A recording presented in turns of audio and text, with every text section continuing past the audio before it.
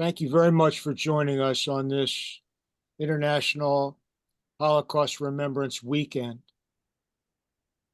Yesterday was International Holocaust Remembrance Day, so designated because it was the anniversary of the liberation of Auschwitz-Birkenau, the notorious death camp by Russians. where my father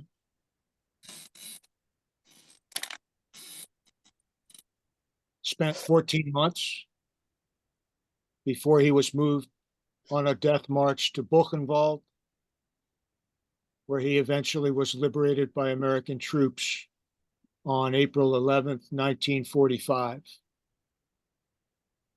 My mother survived 14 months hiding in the sewers of the city of Lviv, saved by Polish Catholic sewer workers, and she became the first Holocaust survivor to speak publicly around the United States in English beginning in 1949. I would like to, again, I would like to ask everyone to please mute. I can still hear some noise in the background, and I would appreciate it if you would mute. You can learn more about my parents on my website, and I invite you to sign up at the bottom of my homepage to receive my free monthly newsletter. Thank you. Today's program, titled Transcending Trauma, is the 9th in an ongoing series of free Zoom programs presented by Sons and Daughters of Holocaust Survivors of Greater Philadelphia, one of the earliest groups of its kind, founded in 1979. We have no dues or officers, but we do have a passion for truth and a bond formed by shared experience. We are an active, vibrant, and welcoming organization. And if you are a child of survivors and you live in the Philadelphia area and you're interested in joining, please drop us a note on our group website or our Facebook page, or contact me directly through my website or through Facebook. Our next Zoom program is right around the corner, so please make a note of it. Next Sunday, February 4th, also at 7 p.m. Eastern Time, from Billings, Montana, Andrew Laszlo Jr. will discuss his late father's extraordinary memoir published last year, Footnote to History, From Hungary to America, the memoir of a Holocaust survivor by the late Andrew Laszlo Sr. That's 7 p.m. Eastern Time next Sunday, February 4th. The Zoom link will be the same one you are using right now. So please make every effort to join us again. So let's be honest.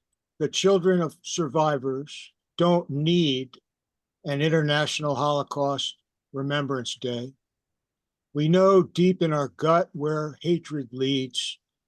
And when terrorists struck in Israel on October 7th, turning a music festival and kibbutzim into bloodbath scenes from a horror movie, we felt the pain that our parents felt when the Nazis turned their lives into a nightmare just a few decades ago. For us, every day is Holocaust Remembrance Day. My sister-in-law, Dr. B. Hollander-Goldfein, a prominent Philly psychologist and family therapist whose parents and brother survived the Holocaust, has devoted much of her career to exploring the inherited trauma of survivor families. Her 2012 book, Transcending Trauma, Survival, Resilience, and Clinical Implications in Survivor Families, has become an essential text in this field.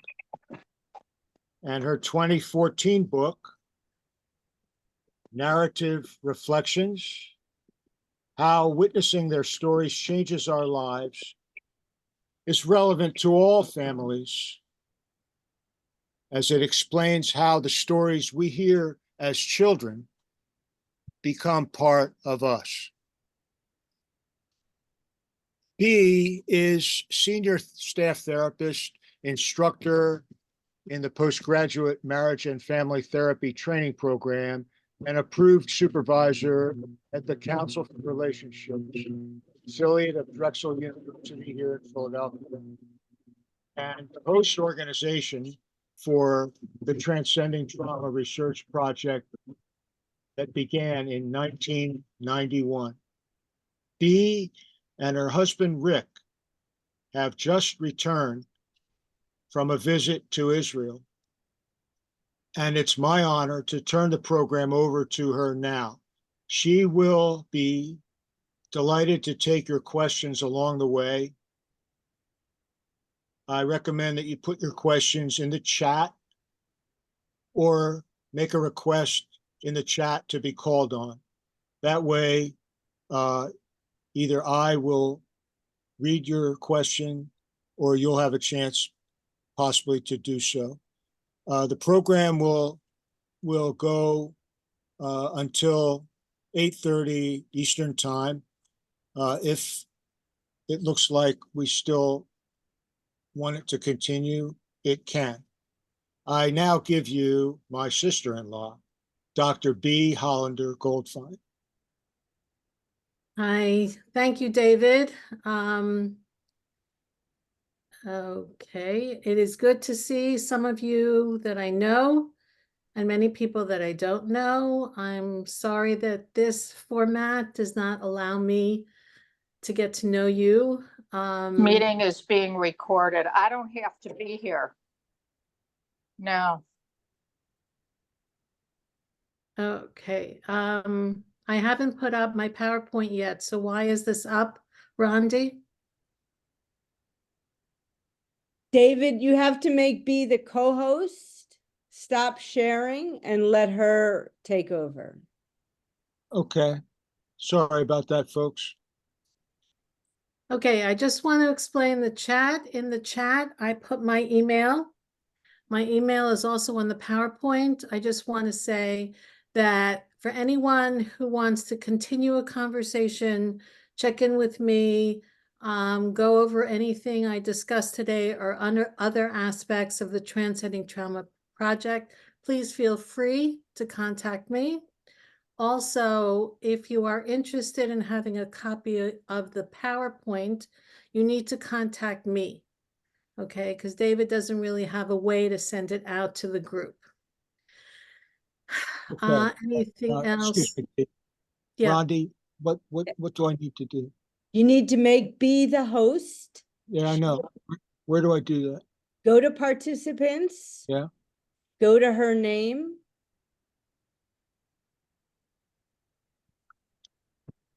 Oh, I see. Okay, I clicked twice. Okay, sorry. All Okay, right. you have to stop screen sharing though. Sorry, everybody. Stop screen sharing. Okay. Right. Okay. Make There her you the are. host. And she should be able to start screen sharing on her own. Right. Okay. Okay. B is now the host. Okay. She's Okay. got it from here. I put 2 books into the chat that I have recently read that I thought were very moving and important. One is called A Pillar of Salt. It is written by a child of survivors, published in 2022, describes her childhood where her father, who went through the worst of the war, would not speak of it and referred to himself as Adam, the first man, as if he had no background, and how she dealt with that silence and broke that silence in her adulthood, and finally did learn about his experiences and the impact on her. I thought it was very well done. Another book called Emotional Inheritance, which is a mental health book for those of you in the field. And it speaks to the inheritance that we all have as human beings to experiences that happened before us, before we were even alive, and how we're impacted by experiences in past generations, and how that is understood and dealt with therapeutically. The 2 chapters and part 3 that I referenced in the chat specifically talk about child of survivor experiences and how they were able to deal with certain difficulties.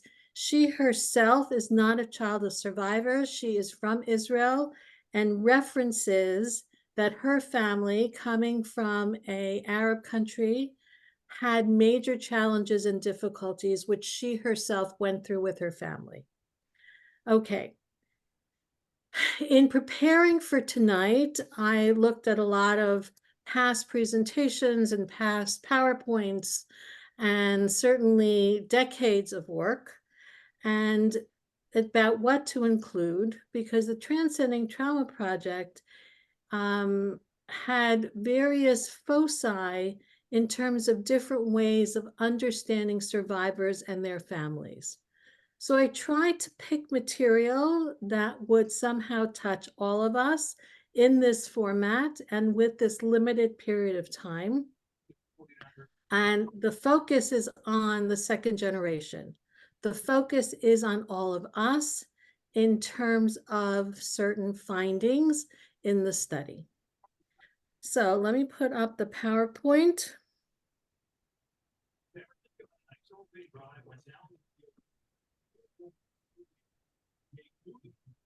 I'd like to remind everybody to please mute. Please Okay. mute.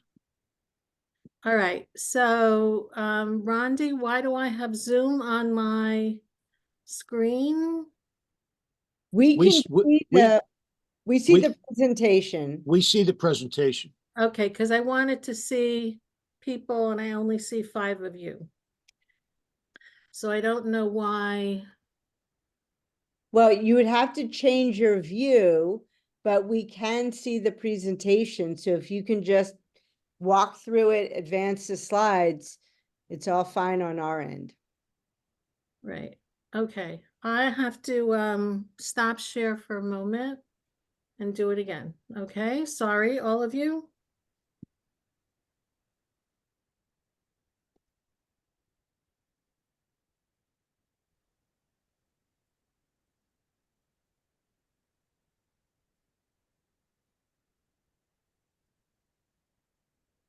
Okay. All right. So I do not see all of you. So at certain points when there are questions, David, just alert me and I will take down the PowerPoint so I can see the people speaking. Okay, here we go. Okay, so I am using 2 screens, which is not helping me see most of you, but we'll live with that. So let's just go back in history and get some perspective, which helps us understand how the Transcending Trauma Project started and what it has contributed to the field. So after the war, basically through the 1990s, the trauma literature focused on the negative sequelae of surviving the Holocaust. What happened to people? What were they suffering? What was the profile of their suffering and their symptomatology? And this was true in general for the entire trauma field and whatever it was studying, be it violent crime, be it rape, be it terminal illness, be it war, whatever the trauma field was studying, its lens was the negative impact. It was true that at the time, the field of mental health had that view of trauma, trauma is harmful. It creates in people responses to whatever that traumatic experience was, and those responses are essentially negative. And at the time, there was the development of what was called the concentration camp syndrome, which is a list that I'm not going to show you. It's a page long of symptomatology of Holocaust survivors. When the second generation was old enough to be studied, the focus was essentially similar to that. What were the second generation experiencing? Whatever was negative was in response to their parents' Holocaust experiences, and they too had a negative profile of how they were coping. It is also true that at that time, up until the 90s, these groups, survivors and their children, tended to be studied as groups. So there would be a group of survivors who were studied in New York. Often the material that was used were the reparation interviews from after the war, describing their experiences, which of course was negative. Often they were groups of clients. And the same thing was true for their children, that often they would be clients in therapy or whatever group the researchers put together. The unfortunate reality was they would study a group of survivors in New York, and there would be some researchers who studied a group of children of survivors in California, and then make the assumption that you see the problems of these survivors are causing the problems of these children. And they were not even related, nor in the same part of this world. So eventually the trauma field began to shift its focus in general and recognized that abnormal reactions to abnormal events is in fact normal. So understanding the response of the individual to traumatic experiences, which are problematic responses in terms of the person's life, that those responses to whatever the horror of the trauma was normal. So there began to be a shift in the field, and at this time, a group of mental health professionals and others, we had organized a conference in 1988 talking about survivor and the intergenerational impact on children of survivors before there was even a literature dealing with that. And from that conference, a group of us got together and we formed a study group. And the study group was reading all this literature about Holocaust survivors and their children and trauma in general, and were very concerned about the negative focus without any acknowledgement of how people were coping and adapting and living their lives. So we formed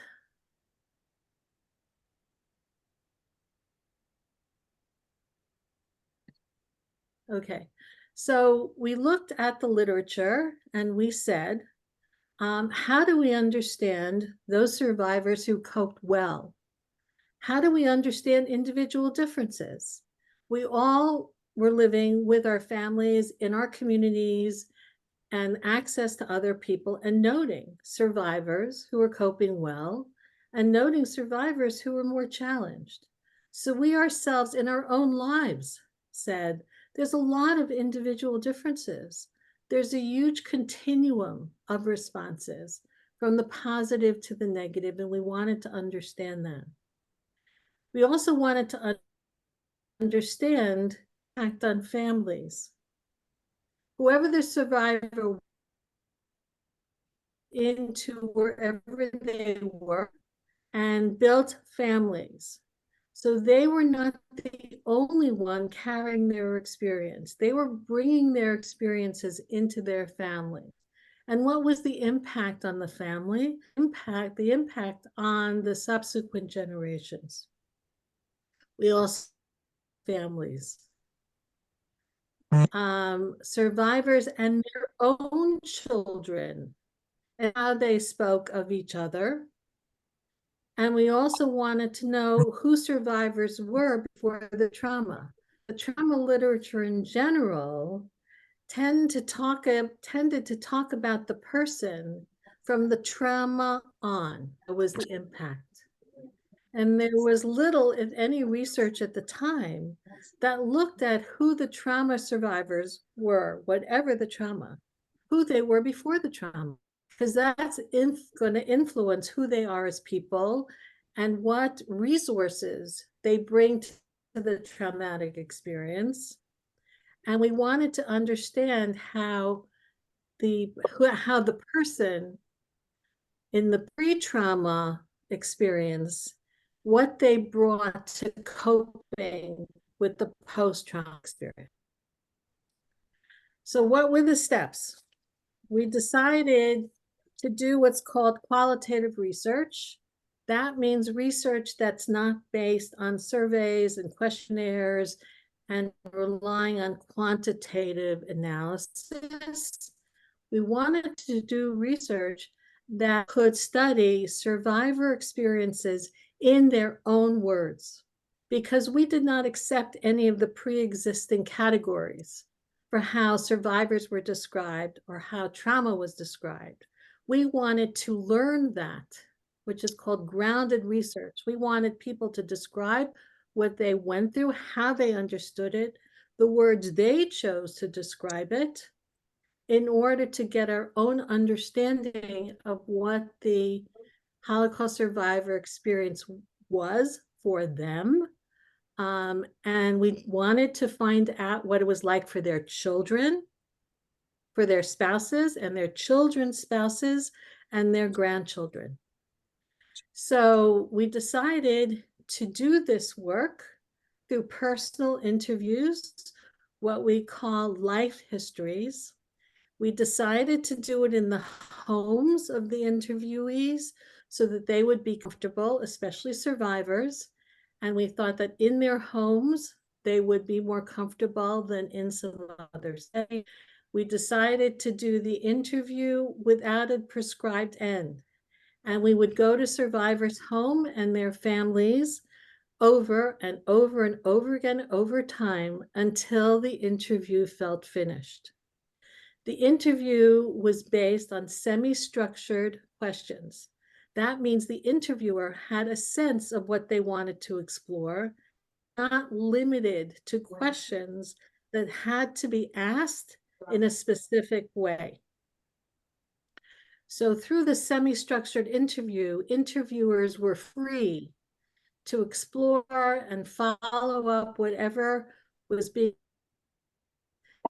and other observations so that it would be an open process. The interviews were recorded, then they were transcribed, and then the rest of the process, which took many years, was to analyze these crucial life histories. Now you can imagine, since we didn't have a limit on the time of the interview, and many interviews went on 3 hours, 6 hours, 10 hours, 12 hours. We have one interview that's 16 hours long with a survivor. This transcription of these interviews yield enormous documents. But at least those documents reflect the full interview and their life histories. We then had to analyze these interviews, which you can imagine was a tremendous task. And I don't want to read each and every item here, but the analysis process involved going over all of these areas that we asked the survivors, their children and grandchildren about. What's the profile of your family? How do you describe the individuals? How do you describe yourself? How do you describe relationships in the present? How do you describe the family of origin? What are your general beliefs and attitude in the world? What's your faith perspective? Your identity, pre-war, war, post-war. What were your experiences in childhood? Who were you before the war started? What happened to you during the war in detail? And how did your experiences reflect your own sense of self-preservation? Was there any human connection that was part of what you went through? Despair, coping, war stories. And how do you explain your survival? What do you believe about the Holocaust? I think someone's speaking. I think there's a way to mute everybody. I might have to do it anyway. Post-war experiences, looking back, coping, special topics connected to food or dreams or guilt, impact of the Holocaust on the interviewee and the family.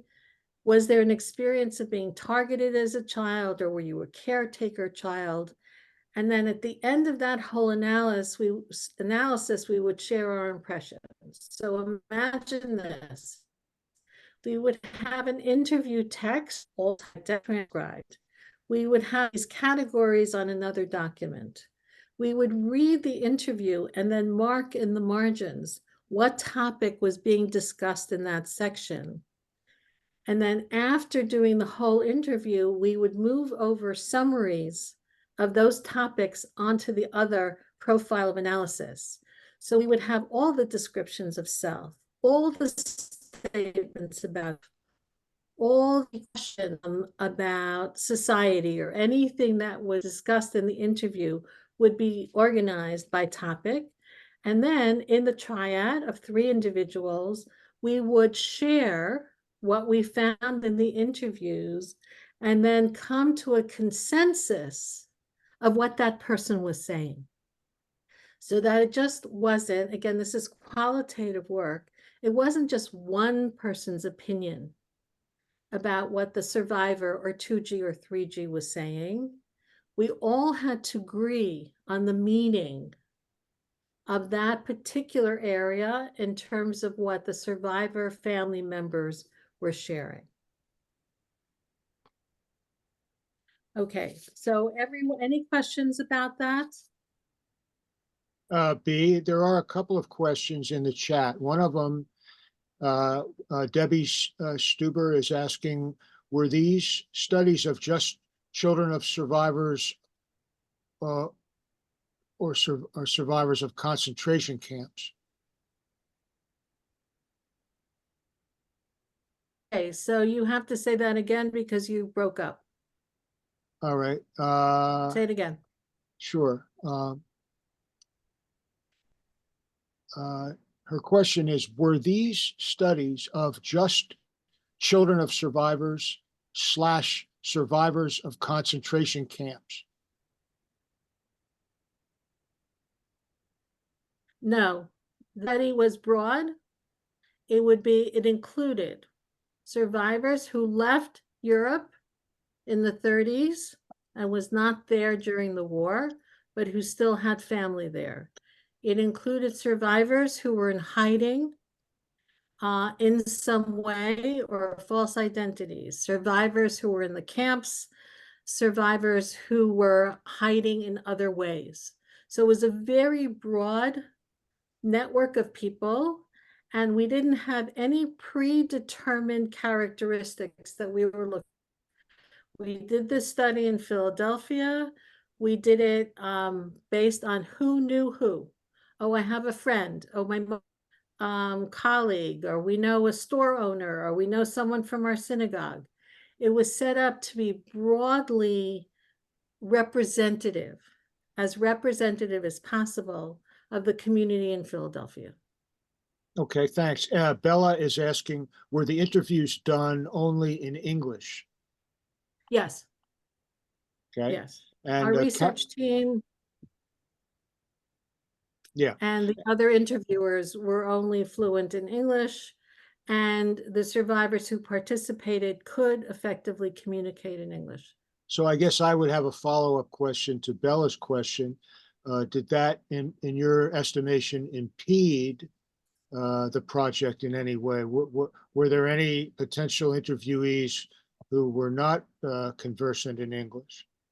No, I think we felt that most people were conversant, especially since they had time. In other words, I said the length of the interview was completely open-ended.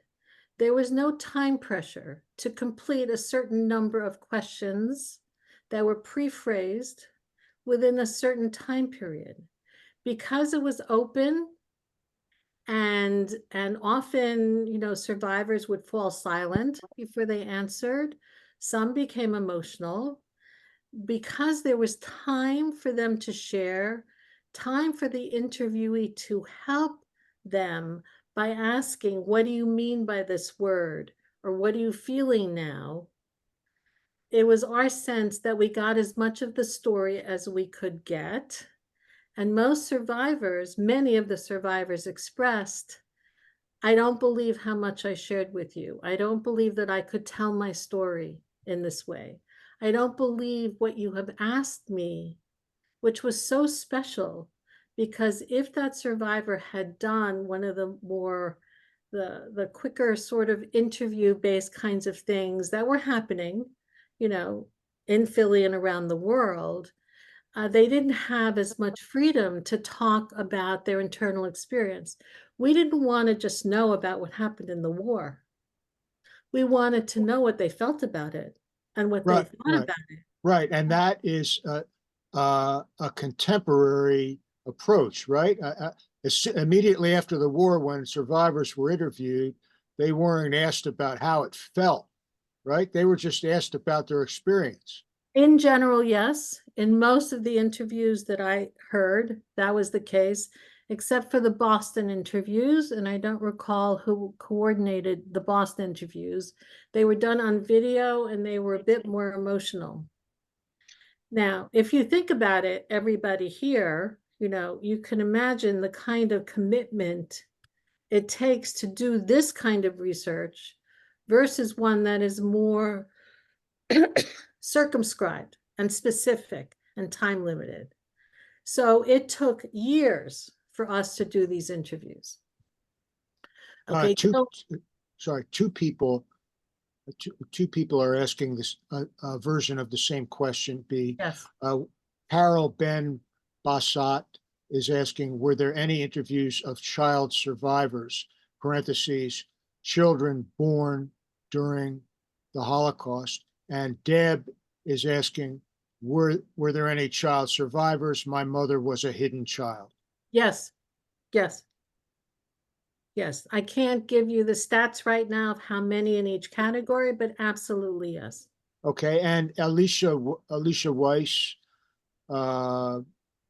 is asking, did any of the subjects terminate the session before the interview was over? If so, what percentage of the subjects were they survivors, their children, or grandchildren?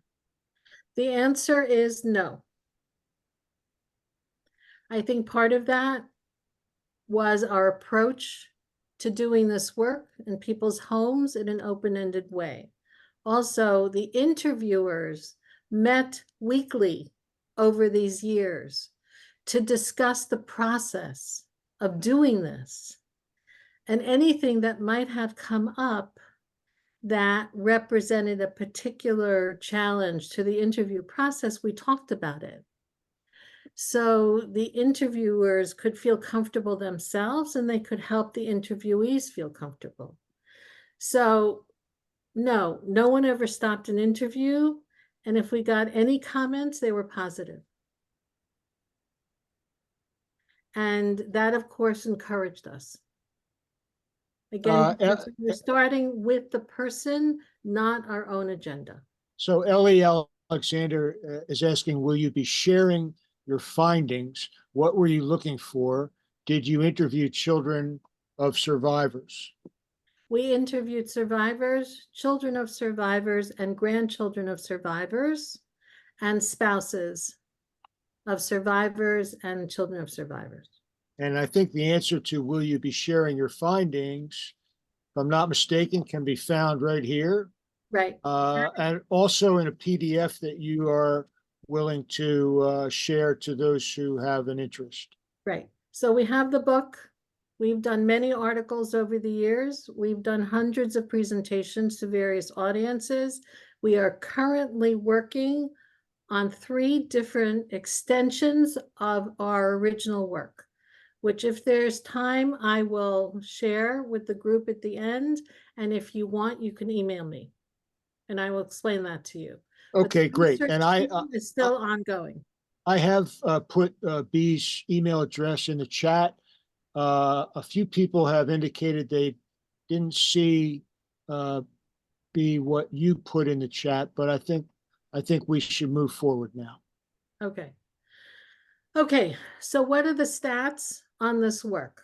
We have 307 interviews of Holocaust survivors and their family members, which, as I said, are the 2 Gs, the 3 Gs, and spouses of survivors and children of survivors.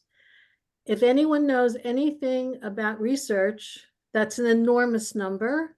And if anybody knows anything about qualitative research, that is an enormous number. The average number of participants in a qualitative project is about 30, 40 people, and that's considered large. So this was a huge commitment based on our motivation to understand the experience from the survivors themselves, from their own children and their grandchildren in their own words. Okay. Within that, there were 65 family units. That could be 2 survivors, that could be 2 or 3 siblings. But within this sample, we have 54 intergenerational families. That means the survivor or it could be 2 survivors married to each other and their children. So these are truly intergenerational units that we could then look at in terms of family impact. And as you can see, some of these units were 2 members of a family, but we do have one family where 19 family members participated. That was 3 sisters who survived the Holocaust and the camps, their spouses, their children, and grandchildren. So that is a huge number. And again, when we did the analysis, we did it by individual, and then we did it by family. So we could understand the biological family and their experiences of each other. Now, 4 types of survivor families, 307 families. That's a lot of information. How do you organize that? How do you understand that? How do you put that together? And by going through the process of analysis, where each analysis of each interview took 3 to 4 hours, that 3 people would be doing together, completely immersing. I remember getting out of these analysis meetings of the interviews, not knowing what day of the week it was, because they were so, we were so immersed in it. Mhm. We would end an interview process and sort of have a sense of the family. And we would see the family as a positive family. We would see the family as a negative family. We would see the family as mixed with positive qualities and negative qualities. And then we observed some families, which we called mediating families, which I will tell you more about. So if you look at this and you see positive families around a quarter, negative families around a quarter, mixed families having positive and negative qualities around 50%, around half the sample. Okay. What's amazing here? Positive families. How many families we observed as truly positive in the descriptions of their relationships and life experiences. And of course, the mixed families, which has positives. So the whole perspective on survivors in terms of negative sequelae, negative impact, a profile of symptomatology just goes out the window, because there is no one way to understand a survivor or a survivor's family. So just There's to a lot be, of differences on a continuum of positive and to negative. Yeah. sorry, just to be sure that we understand. What is meant by sequelae? Sequelae is the after effect. Okay, and The when we, after, no, the negative sequelae are the negative after effects of trauma. got it. Okay. Okay. So again, what's important is the number of positive and that there's a continuum. There's no one profile for survivors or their families. So let's go on. So when we were doing the analyses, which, as I said, covered all these topics and took many hours, and we came to these impressions of families and their functioning, we looked at what qualities in the families led to those impressions. And we found ourselves describing things like how close the family was, how distant, how empathic were the parents to the children, how self-centered were the survivor parents, how much validation was expressed in the family, how much criticism was expressed, was there expression of positive emotions predominantly or negative emotions? Was the communication in the family open or was it closed? So as we talked about the individuals within the family and then the family unit, we found ourselves observing these patterns. There's a lot of stories in life, right? About school, about holidays, about day-to-day life, about responsibilities and friends. But as people describe their lifetimes, including survivors, from childhood to the present, we would note the language they were using, and did it reflect closeness or did it reflect distance, et cetera, et cetera. And those qualities, which we then say, well, this feels like a positive family. This looks like a negative family. We did ratings on these qualities, went back to the interviews and saw how we rated them. And positive families were rated on the positive end of the continuum of these factors. And negative families were related on the negative end of that continuum. Okay, so I hope that was clear, because this is our predominant finding.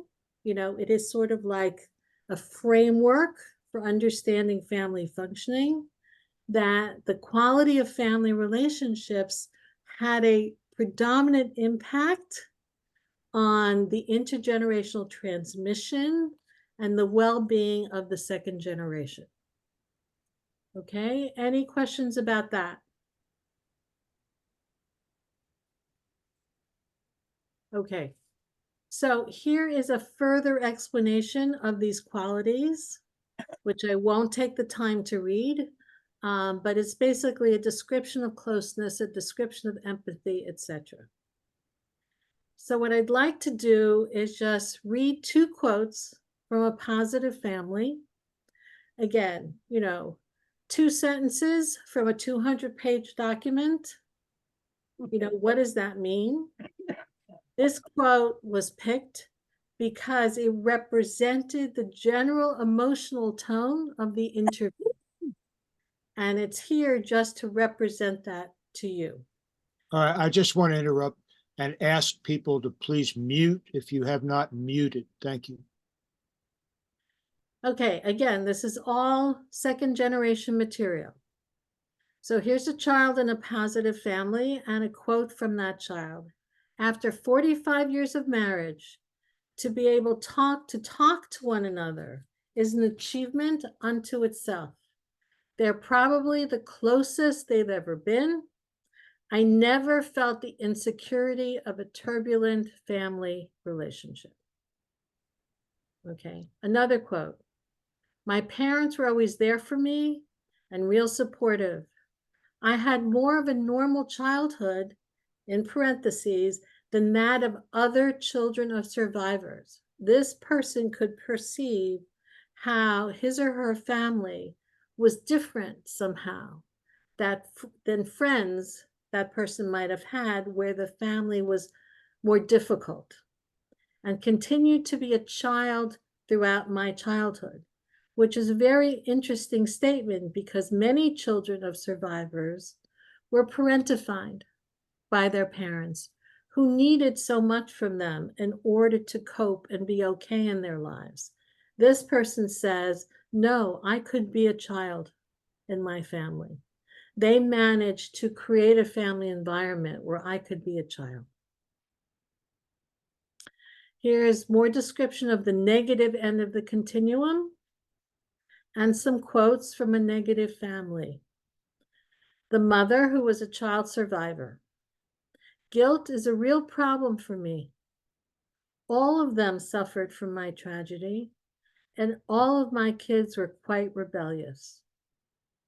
Her daughter says in her interview, I have a lot of feeling lost.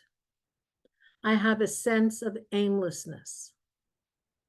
So from her family dynamics, her relationship with her survivor parent or parents, this is how she describes her emotional experience in adulthood.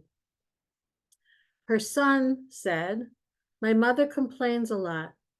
This family doesn't talk. And communication in survivor families is a very important issue. It internalizes a lot. I always resented my father's laissez-faire attitude. It would have been better if he'd helped some with guidance. Okay, that's a quote from a negative family. And again, the qualities of these sentiments are carried out with different languaging depending on the situation throughout the interview. That the daughter felt aimless, she felt lost because of the family environment. Okay, in a mixed family family, you have positive and negative interactions, I explained, and they're recognizable as we go through the interview. Parents' marriage was moderately distressed, not severely distressed. We made that distinction because in families where the parents' marriage was severely distressed, that tends to have its own overwhelming negative impact on the children. There was some targeting of children, ways in which they were blamed or a parent was angry at them, but there was some attempt to mediate the negative impact. And in the child's life, when the child was reporting his or her own marriage, own relationship with children, there was a combination of positive functioning and negative function, and that's what we labeled the mixed family. Here's a quote from a mixed family. The daughter described her family as her mother, as a mediator between her father and the children. But it was not a consistent role on which the daughter could count. If there was anything that was ever a struggle, my mother had to be the one to give in. So that wasn't a very good lesson to have learned. And the more I saw, the more independent I became. My mother would talk about her worry to me. My father would withdraw, but we knew to stay away from him because he was worried. And my mother always had to be there for him.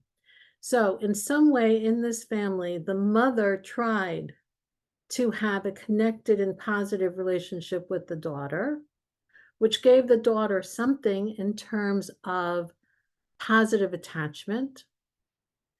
But the father made it so hard on the mother to be consistent with the daughter because of his needs that the daughter didn't have that kind of positive connection in a consistent way. Okay, mediating family. Now, we observed this pattern in the in the interviews of survivor families. And it was a pattern that was not typically discussed, as far as I knew and others knew, in sort of the psychological literature of the impact on parents on children. And what we found is that there was clearly one emotionally distressed parent in the marital unit, either suffering from anger or severe depression, and the other parent was not distressed and was described in exclusively positive terms by the children, which helped to compensate for the negative parent. Again, this marriage was a little less distressed. It was not an overly dramatically distressed marriage, which helped the more functional parent be able to give to the child. And the positive mediating of one parent led to a positive outcome for the adult child's life. So in the family, there was a severely distressed parent, either angry or depressed, who did not positively connect with the kids. And we would assume that that parent would somehow have a negative impact on the well-being of the child and the child's development. But what we found in a number of families was that the non-distressed parent could really effectively mediate the impact of the distressed parent, which we found in this sample of Holocaust survivor families.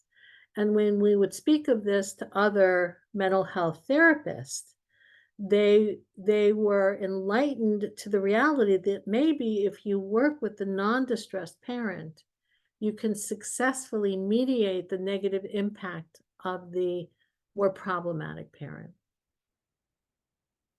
And here are some quotes. My mother would always just pick up my chin and say, "It's going to be all right, Mamala. Don't worry, and you'll do it.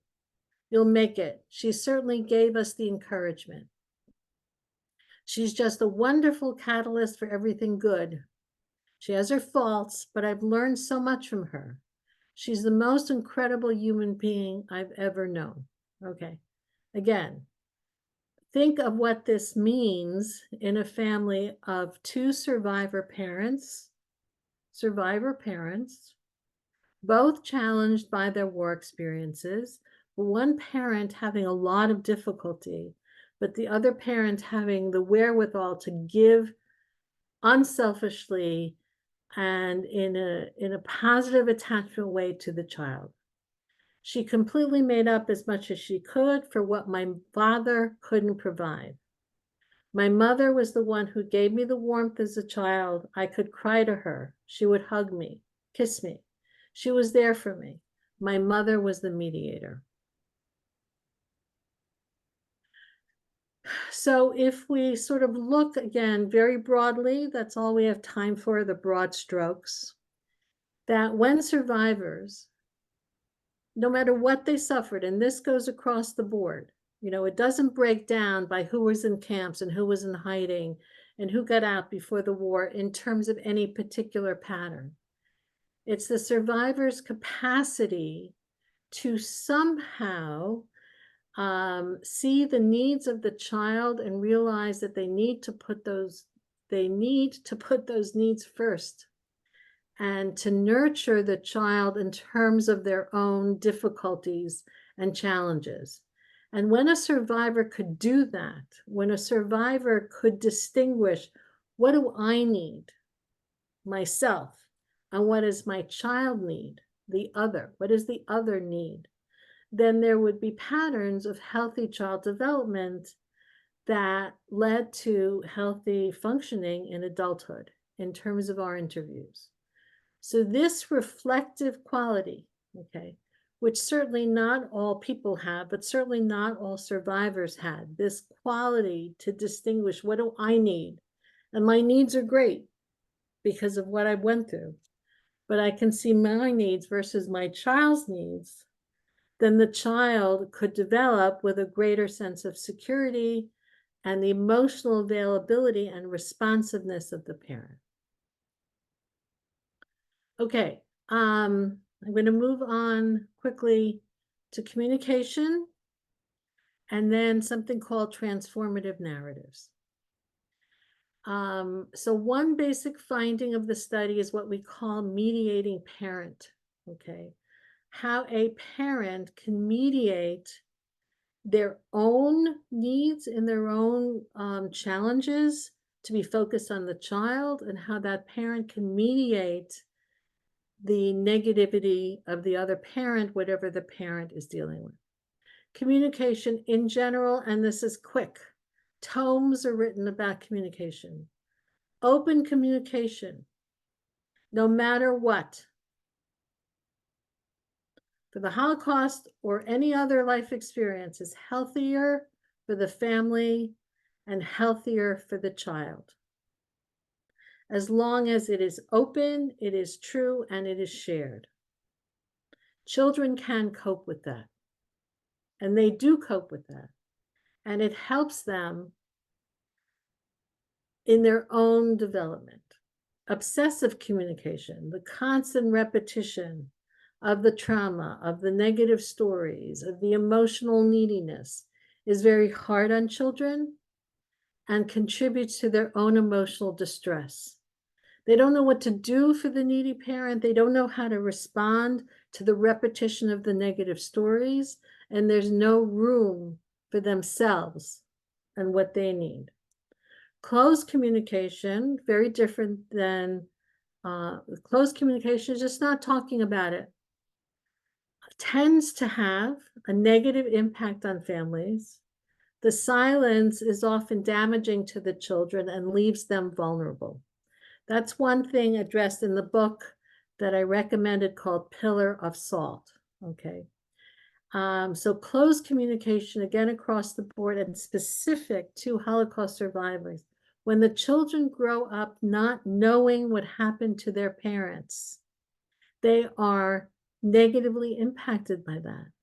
I'm not saying they develop psychological severe problems or symptoms, but it's troublesome to them not to know, to live in an environment where they know their parents were Holocaust survivors, but there is this silence and heaviness in the household, and somehow, sort of the sort of experience of a negatively emotional environment is very difficult on children. Again, stated very simplistically and directly. B, you want to take a few questions at this Yes. point? Yes. Okay. Thanks. So Debbie Stuber asks, did you see differences in survivors who had higher education versus ones who didn't? I ask because my parents didn't have the opportunity to be educated, and I definitely think that affected them. I will say truthfully that we did not. We did not see that difference per se. Now, with so much data and so many interviews and so much narrative information, one can go back to this data source, okay, and look at that question specifically. We did not look at it specifically. Let's look at education level, but we would comment on it if we noted that it had an impact. Okay. We did not see that difference. All right, thank you. Judith Deglin asks, did 2Gs do better if they had more siblings, 2 or more, to share their experience with? Okay, again, I would say that there were a number of children who were only children, and they fell into the continuum of differences that I've reported. So it was really the family environment, the dynamics with the parents seem to have had the most profound impact. Now, a child perhaps in a negative family environment could turn to other children, perhaps that's true, but it's also true in general that when there is a negative family environment and a number of children, that the children experience their own conflict with each other. Okay, it's thanks. not- Alicia Weiss says, to your knowledge, has anyone studied trauma among individuals who came to the U.S. before the war, then lost their entire immediate and extended family in the Shoah? My belief is there is intergenerational trauma in these families as well. Absolutely. No, we found that because we had a number of survivors who came before the war, who had very intense and extreme reactions to being the ones who got out and then losing the ones who stayed in Europe, and even though they themselves did not go through the traumatic experiences of the camps and the threat of death, they were in a safer environment. They carry the sense of loss and sadness and sometimes guilt of the family that was left behind. Okay, thanks. Well, Right. Now, I just want to say the sense of loss and pain and guilt is not a negative family dynamic. It's a real and honest emotional experience of what an individual has gone through. And these qualities in a parent are not in and of themselves the negative things that negatively affect children. It's Okay. what's happening in the relationship between parent and child. Okay, thank you. Question from email address 1centnewyork@aol.com. Were the survivors a range of ages? I would imagine that most of those interviewed were older. My parents were quite young, 6 and 9. Right. A majority were older than that. True, but we did have some very young survivors, child survivors, but they were not a predominant majority of the group. Okay, another question from Alicia Weiss. To what degree did a strong social/community support system mitigate the impact of the survivor's trauma upon the family unit? I would say that was very important. As we all know, there were Landsmannschaften that developed after the war where people from the same town would gather together. So they would have people to talk to because there was no one else to talk to about their experience.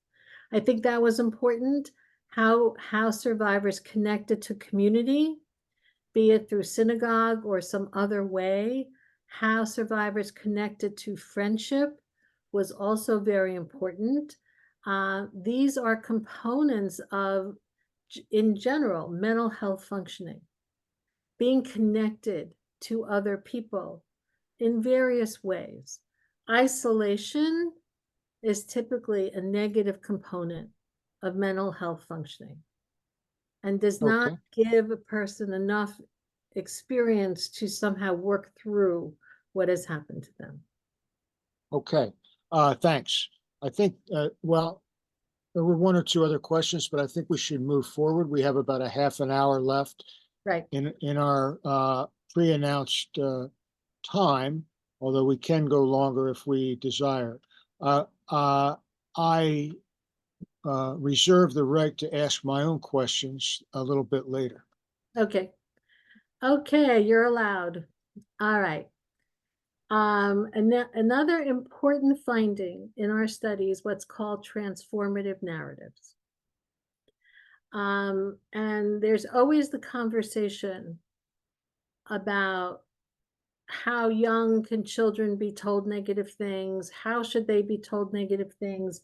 There's always concern about the impact on children when parents have gone through negative experience.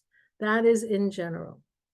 And I said to you before that a healthier format for communication generally observed is open communication, where children are told in age-appropriate times what parents have gone through. So finding transformative narratives really expanded that in terms of understanding what the impact of the Holocaust narrative was on the child. So I will say in general, as I said before, it's easier to know than not to know, and how children relate to the suffering of the parent is also mediated by relationship, the quality of the relationship in the family. Now, what we discovered was that children learn from the Holocaust story. Yes, they learn about the pain, they learn about what happened, and they feel that intensely. But what they also learn is about the parent's personality, values, strengths, moral choices. And when they hear the story of what the parent went through in the Holocaust, if there is an open enough relationship for the child to hear the parent and not feel burdened by the parent, but they can hear the parent and be there, and they learn who the parent was in going through what they did in the Holocaust. Children will tend to see those attributes and want to make them part of who they are. Okay, you with me? The stories are not just the stories of pain and suffering and trauma. They are the stories of who the parent was when the parent was going through this experience. And when the child hears that, they learn about the qualities of the parent. And if those qualities touch the child and inspire the child will often say, I want to be like that. And I have two examples of that so that you can get a sense of what this process is. Okay, one narrative is from Iris's interview, again, a daughter of survivors, and in fact, for her, daughter of a grandmother who survived. So she's a second generation to both her mother and her grandmother. And here she's describing her grandmother, something her grandmother described to her. And she takes her shawl and puts it over her head and walks away from the hundreds, perhaps women, that are being marched at gunpoint. And she took an out. She took the choice. She took control of her destiny. And as I interpret it, very calmly decided how she's going to determine the rest of her life, whatever it is. Okay. And this is Iris hearing the story as a child. And she has said and has written that, she consciously made this very logical decision. If she turns around and walks away, she'll get shot in the back and it will be over. And if she makes it, she'll get to be with her kids. And there is some courage in that. That incident evokes for me courage, control, solitude, the self-reliance that I think informs a lot of what I do in my life. Yes, Iris heard the pain. Iris heard that her grandmother made a choice that could have led to her being shot in the back. Thankfully, the grandmother survived, and she hears courage in this story. There's a defiance about rules, especially in crowds. It sort of filters in all parts of my life, that following what everyone is supposed to be doing somewhere in my consciousness means sure and certain death. It's up to me if I want to survive. I have to be on my own as a solo player, away from the crowd. I think that plays out a lot in my life.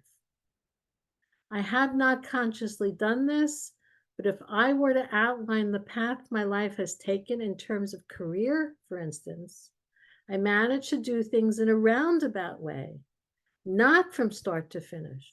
Nothing in my life has been start to finish. And there's something that I still hold, that if you keep running, you're safe. And as I mature and understand myself more with each passing month and year, and as I fine tune my truths, it becomes more and more clear. And here she's crying. I feel like I'm behind her in those footsteps. In a way, the path has been paved. I'm not rebelling, I'm following a path.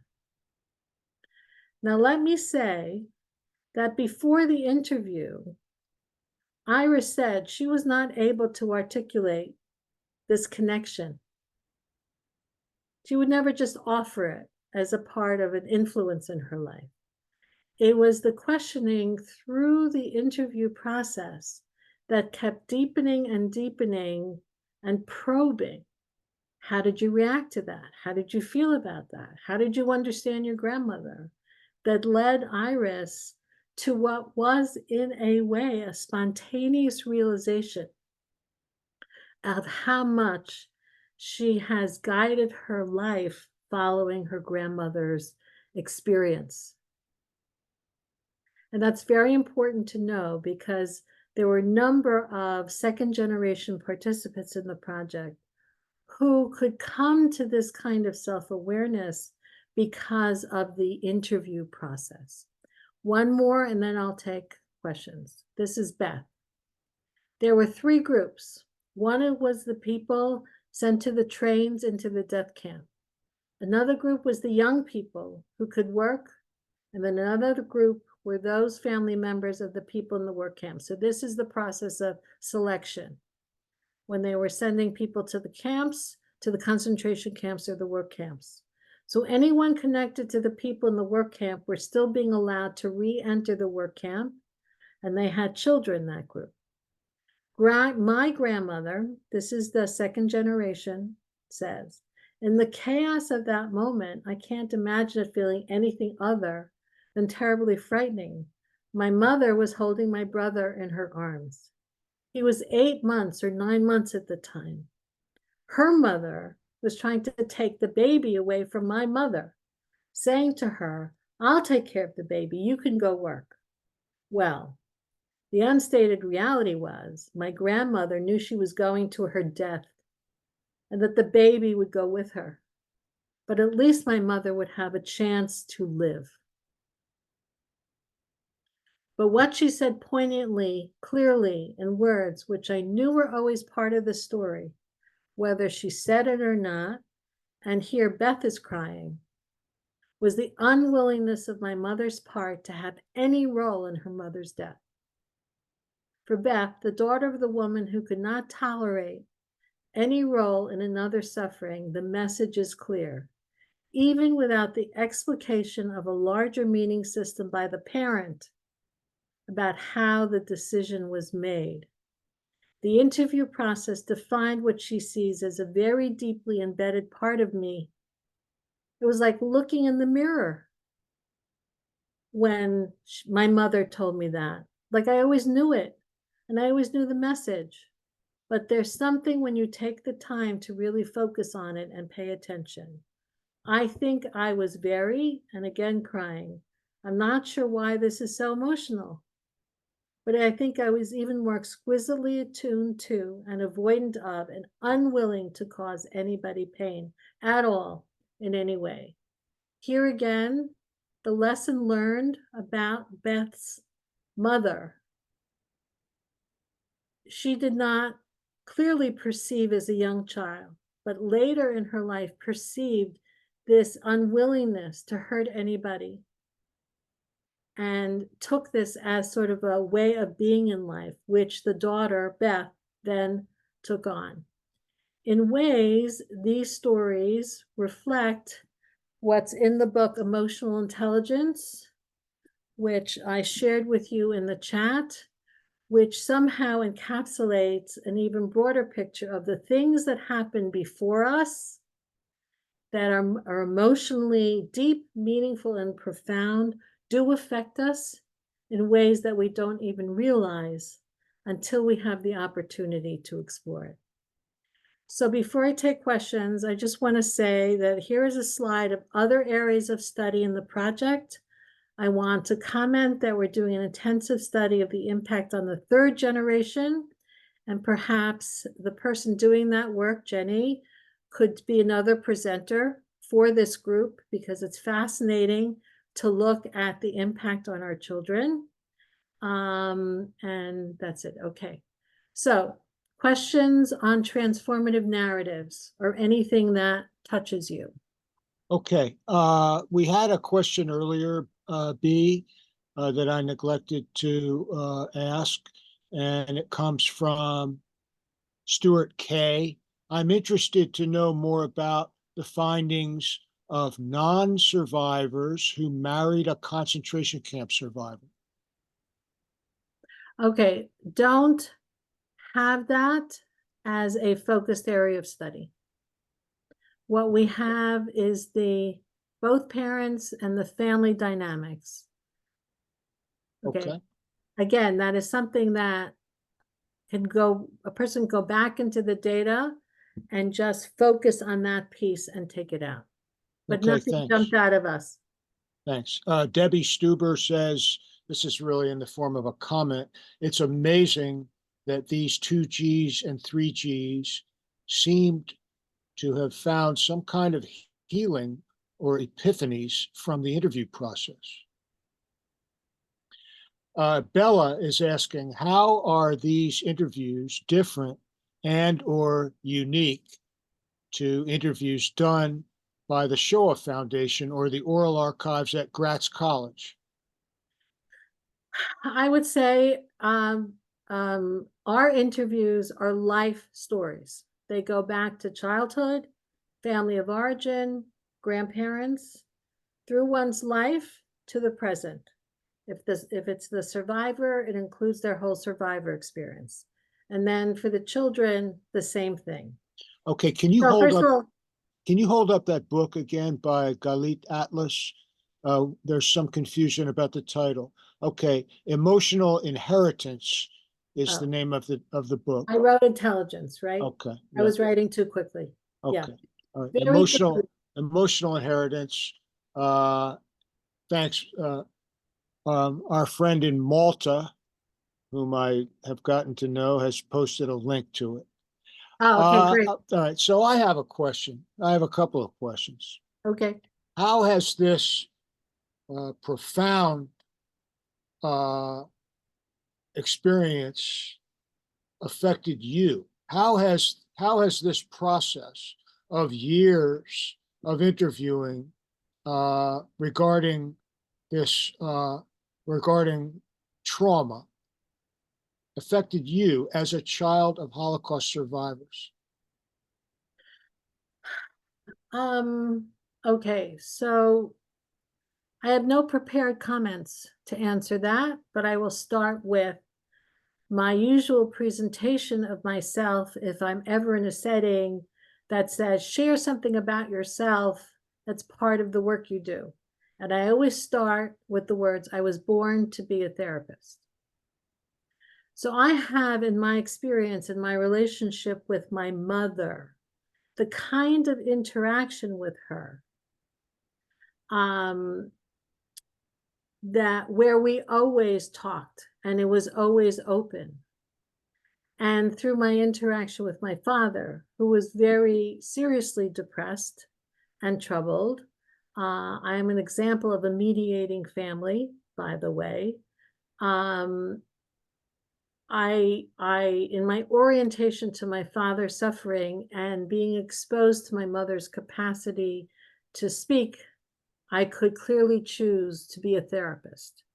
And all this work, which was based originally on our conviction with many of the research team being therapists, that this is the only way to truly understand the experience is through this kind of interviewing in an open-ended interactive way.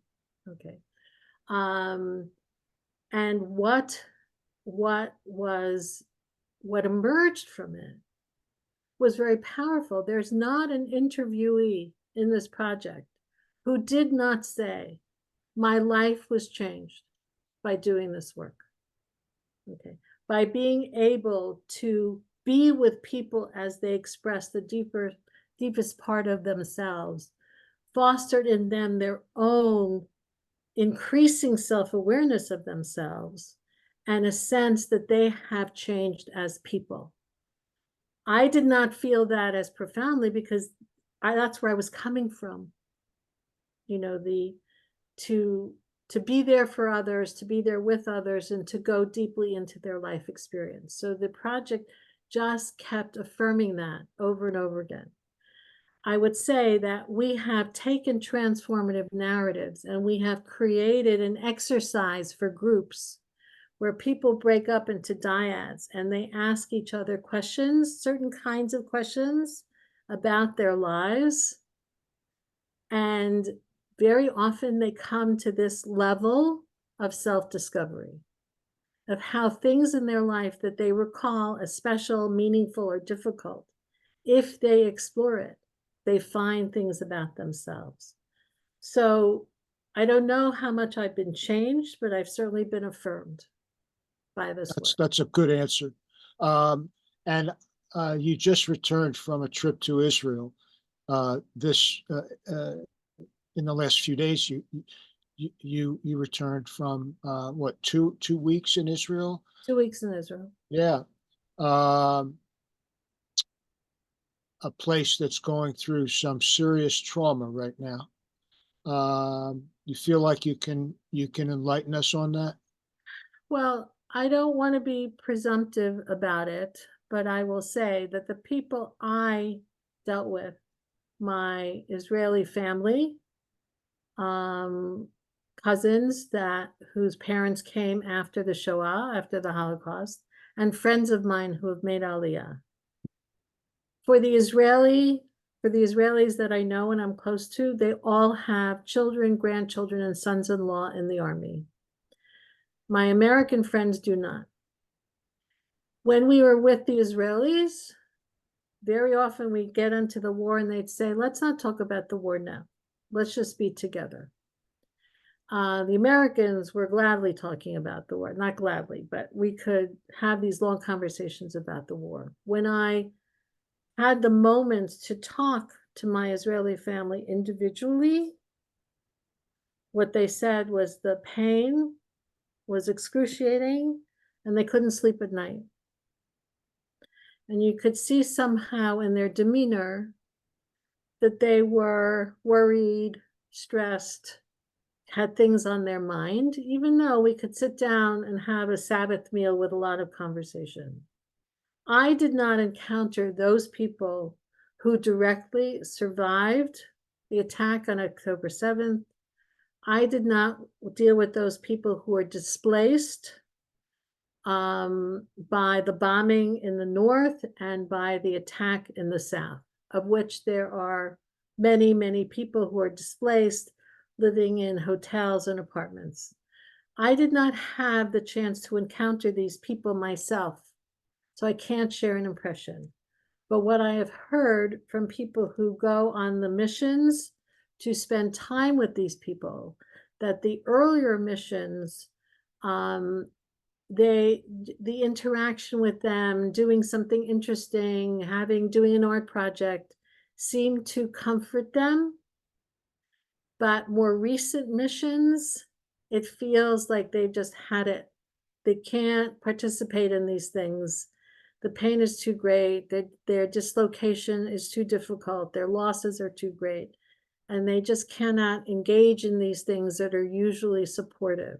So that has really shifted for those people and this sort of chronic time period that they're going through where they're still displaced.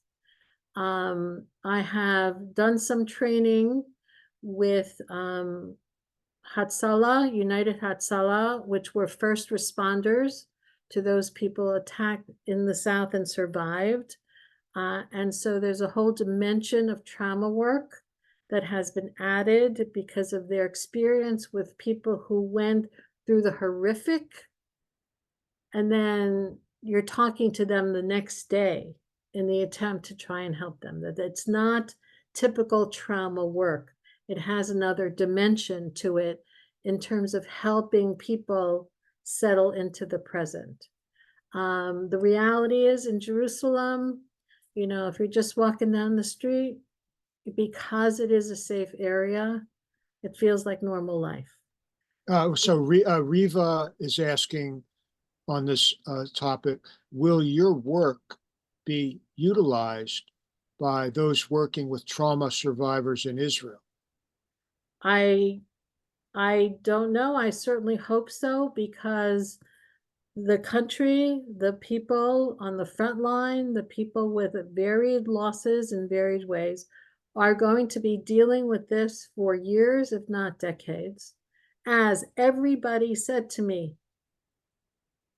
the country will be dealing for this for years and years and years. And the Transcending Trauma Project, I think, has a lot to offer in terms of how one works through what has happened before. The most important thing about the Transcending Trauma Project is that it integrates family dynamics. Other research on survivor families that I have read recently on the 2Gs and the 3Gs will talk about that group and not contextualize their coping in terms of family messaging, family transmission, family legacy. And what's most important, what is important in working with people in Israel will be to contextualize what they're going through in terms of family, be it the parent generation or the child generation, and how the family dynamics are part of the process of coping and adaptation. I won't even say healing, not for a while. Did you, I want to be sure that you had a chance to run through everything that you intended to talk about on your PowerPoint. Basically, yeah, I just have Okay. a list Okay, of so other areas of study: faith, tolerance, motives for communication, what happened to the adolescents, impact of aging. All of this is part of our past writings, and some is connected to our current work. I'm going to stop share. Okay. okay, great. Thank you. Is it, Debbie Stuber asks, would it be okay to contact you to do a similar presentation to the Generations Group of the Holocaust Center of Pittsburgh, where I live? Yes.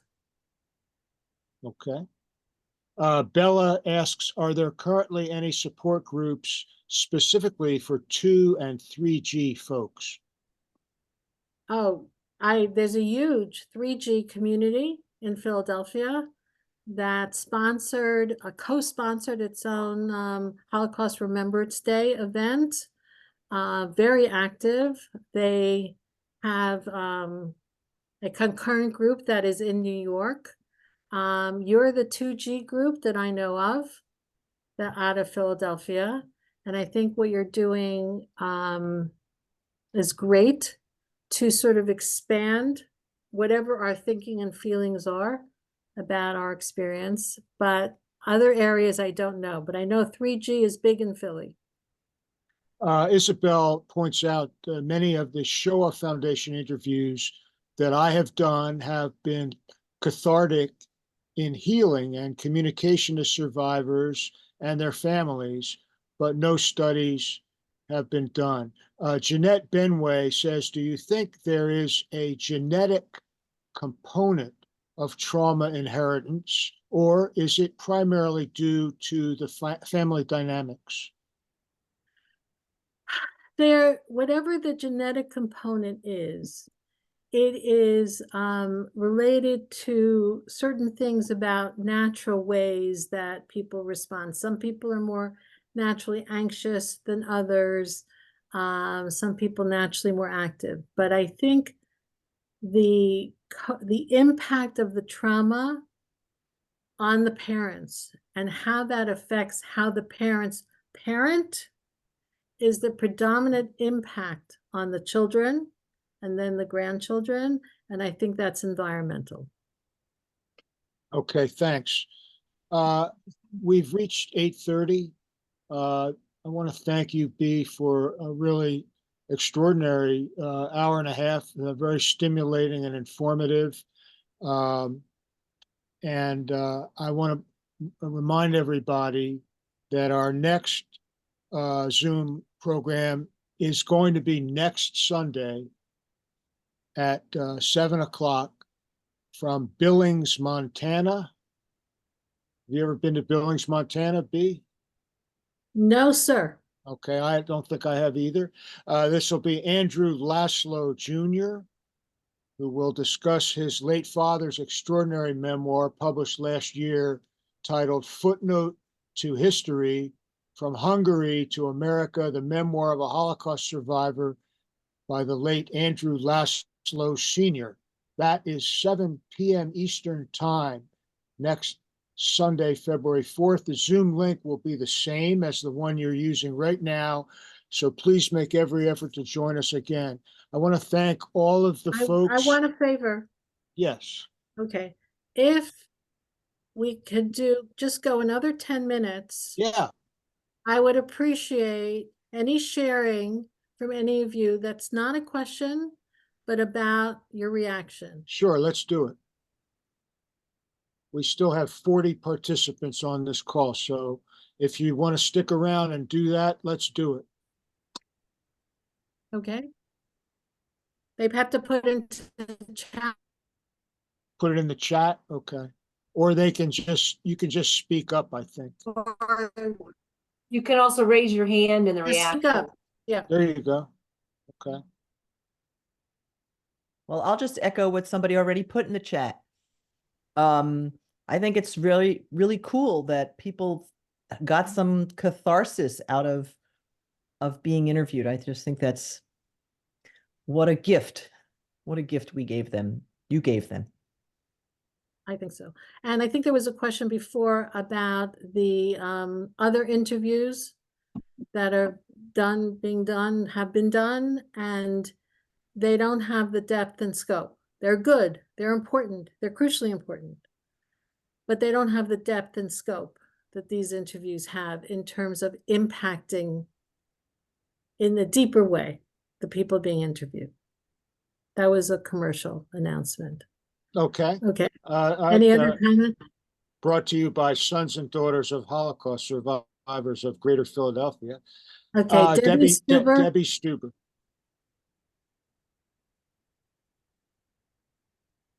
Thank you, B. This was truly incredible, and I applaud you for your work, although I don't, when you didn't really know how to answer David about how it affected you, I can't imagine that it didn't. But I have to say, you gave me a lot of food for thought, but I think I might be more confused about my relationship with my parents now. My parents are still alive. Yeah, that was Aging changes the profile. And we've done work in that area also. So email me and I can send you an article.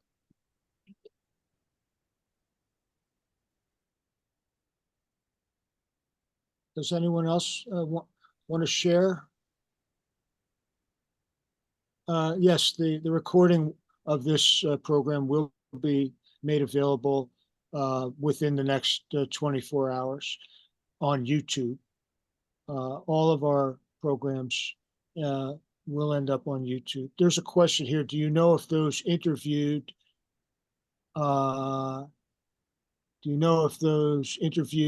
had counseling after the interview? I have no idea. I would guess no, but I have no idea. Rosa Borg. What I found helpful, and I think it bodes well for the future, because like we saw in Israel, these traumas will keep happening, or even though it's different from the Shoah, is that your research shows that these traumas do not necessarily have to have a negative impact.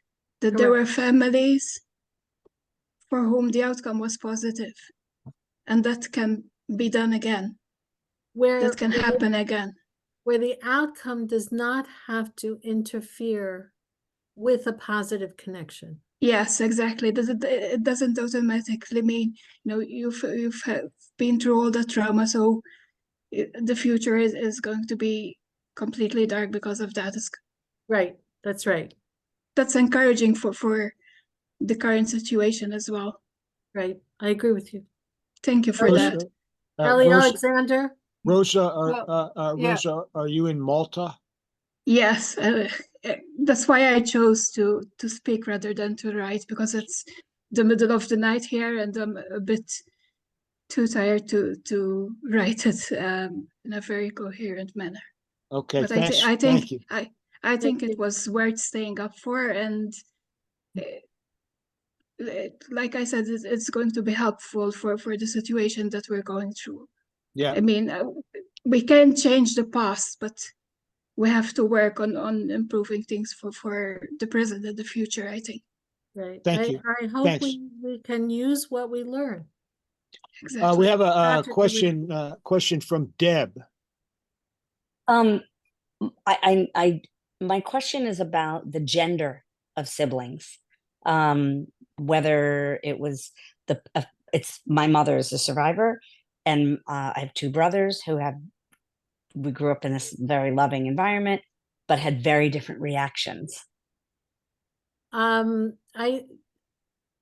My general sense to that question, because again, I'm a therapist and I work with couples and families, okay, is that it's not so much gender, but some role that siblings take, because siblings are always, it's called the non-shared sibling environment. Siblings share an environment and yet have very different experiences with that environment. And those differences can have different sources, but part of it is the need to define oneself different than the other. And so they develop different sensitivities. And I don't think that's gender-based per se, other than general gender differences. I think the need to define who I am, even though I'm one of three siblings, is a very powerful need. That's And interesting. therefore, they're very different reactions to the same family environment. Okay, thank you. Thanks. Bella? Yes, hi. I was the one who asked about the language of the interviews. The spoken language in my house was Yiddish. And although I think, what year did you say was 1991? That's when we started. By that time, we were in the United States for 25 years, and my parents still couldn't, they spoke what we call broken English. So they would have never been able to really answer the questions in depth. And I mention this because I think that had we had the availability of an interview of some sort of cathartic experience, that my family would have really benefit from it. Yeah. So I shared that we had a very large group and over 100 survivors. Okay. Think of all the survivors who refused to participate for whatever their reasons. Because it was hard to let people into their homes, depending on the survivor.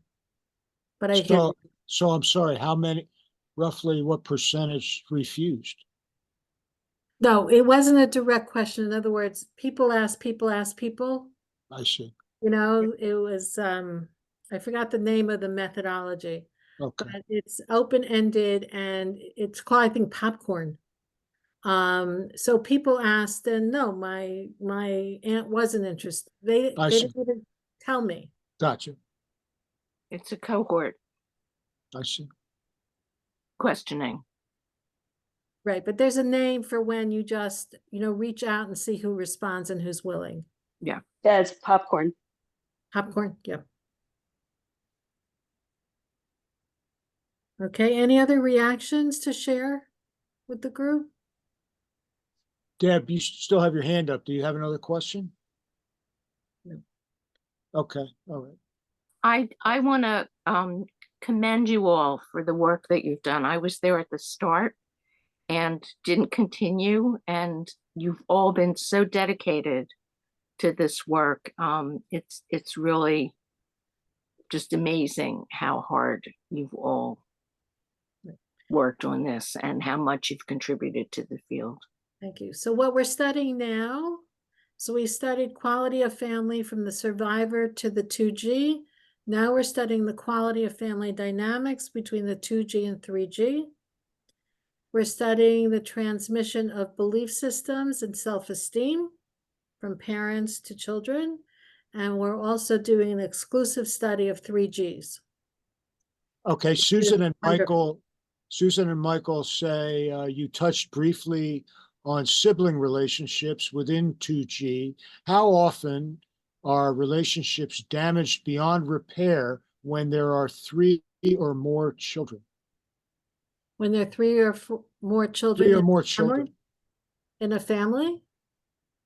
I suspect I guess that's I don't understand the question.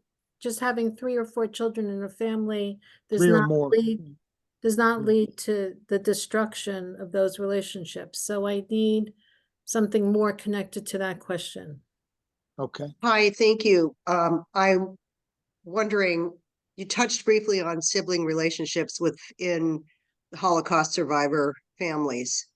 And we're a family of 3 girls. One is atrocious to 2 of us. And after the parents passed, the relationship was damaged significantly. I'm wondering how often that's the case in families like mine. I've done a Okay. little research. Seems like it's not rare. It's more typical. My impression is that it's not typical, that it's atypical. And if we continue this conversation, I would just want to know more about your family, because that would possibly help explain part of this. What were the antecedents? What was the emotional experience that led to this? But that would be a conversation. If you want to have it, you can feel free to email me. Thank you. Okay, Thank I'm you. going to say thank you all. It's very hard to judge the impact of something like this. It's very hard to choose how to focus it. I'm glad that it worked well for most of you. And again, feel free to contact me for any material or any questions or any ongoing conversation. Okay? There's a lot of Okay. comments in the chat that you should read. I Right, was there's going to get a- off and I won't be able to get them. Well, a lot of people wrote their comments in the chat. Well, I think once we record this, the comments are preserved, right? I don't know. In the recording? No? I don't think so. All right, well, we don't have to get off. You We should can- have the transcript of the Zoom. That's what, I think that's right. We'll have the transcript, Well, yes. don't hang up right away. You can read them before you leave. Okay. So that's right. Ellie, I should point out that there are quite a number of comments thanking you, B, and congratulating you. And I can only echo that sentiment. So Thank you so very much. thanks everybody from all over the world for participating with us. And we hope to see you next week with our guest coming to us from Billings, Montana, 7 o'clock Sunday, Eastern time next Sunday. Thanks again, everybody. And I'm not gonna turn this off. I'll let you go through and look at the comments.